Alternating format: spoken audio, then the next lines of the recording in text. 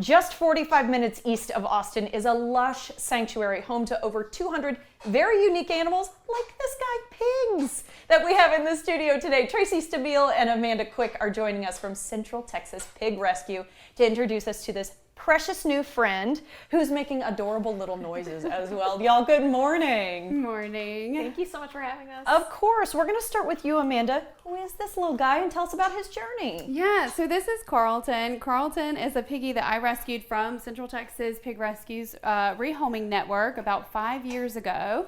And he's now certified for pet therapy and visits hospitals and schools and things throughout Austin. That is incredible. So I think it's going to beg the question, pigs are very intelligent animals, right? So they can learn a lot of tricks, very food motivated, just like myself. Tell us a little bit more about Carlton's personality. Carlton is definitely mischievous. As you can see, he will work for food. So he's going to offer you some tricks now that you've brought those up.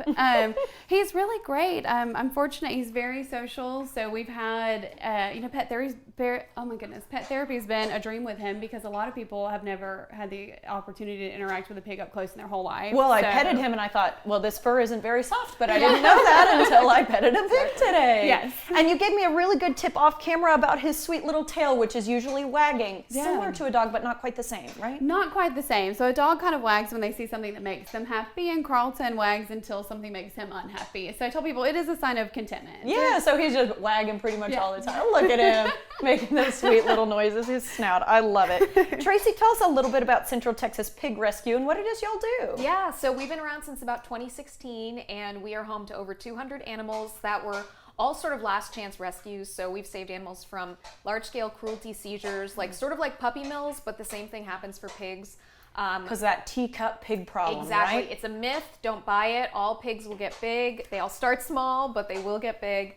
We have pigs that we've saved from FFA programs, from animal testing labs, from abandonment. Most people that get pigs, they end up wanting to rehome those pigs at some point. We try to find them new homes just to go directly to a new home to bypass shelters and sanctuaries. And of course, we have many pigs that we've saved from slaughter as well. Okay, that's incredible that you guys are doing this work. I want to ask you, why pigs? Yes, just like any other animal, they need help. And all pigs are considered livestock animals. And so they have very few resources and there are very few opportunities. Shelters are not able to accommodate them usually for very long. And so we just started, there's a huge growing, especially with the micro pig fad that came up many, many years ago. There just became all this misinformation and all these people who were getting pigs and they didn't know what they were getting into. And so, that was sort of the calling to help and provide a forever home for these animals. Because you can love animals, but pigs are their own species, exactly. right? They have their own needs. Exactly, exactly. Okay, Amanda, tell us about your title. I was told to ask about you being a chief pumpkin officer. Yeah, so we have an annual pumpkin drive. It happened really organically, no pun intended. Carlton, the first year that I had him, despite all my research, I did not realize what an escape artist pigs can be. He was so smart. He was able to open the door to his room, the gate to our yard. He was escaping and stealing jack-o'-lanterns from my neighbors and bringing them home and eating them. So I learned at that time that he is really, really into pumpkins. I asked my neighbors that first year, can we have your pumpkins at the end of the season instead of them going to a landfill? And we got about 50 pumpkins.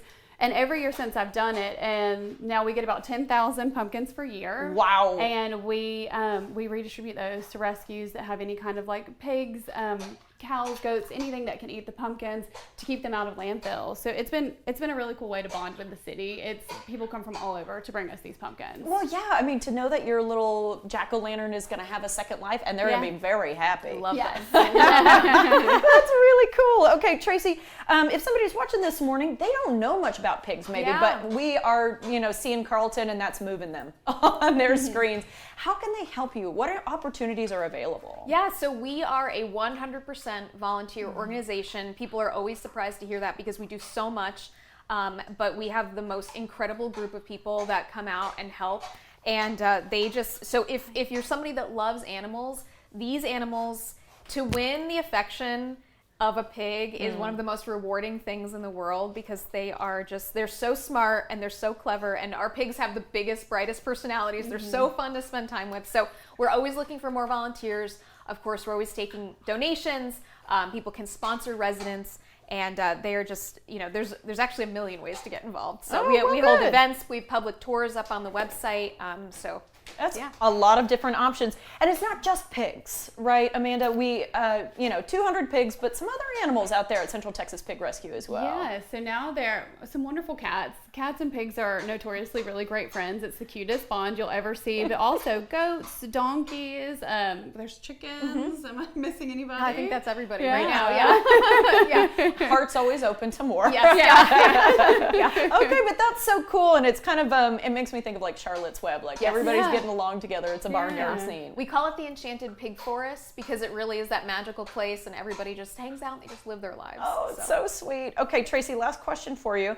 You guys have a raffle for Austin City Limits right now. Will you tell me a little bit about that? Yeah, so right now we are just launched it today. We're giving away, thanks to the people of C3, very generously gave us 2 sets of 2 weekend 1 general admission tickets, which is currently sold out. So it's on our website, and I think it's the first thing on the website right now. So people can make a donation, enter the raffle, and they'll have a chance to win. Hey, that's fantastic. Some of the best live music you can see here in Austin, and you're helping a wonderful cause. He was very good on camera, Amanda. You did a great job. He's a star. Yeah. He is a star. I love it. Y'all, thank you so much for your time. Yeah, thank you so much. Of course. Guys, the raffle is kind of a pig deal. You can also stay up to date with volunteer events and more on their social media or on their website, centraltexaspigs.org.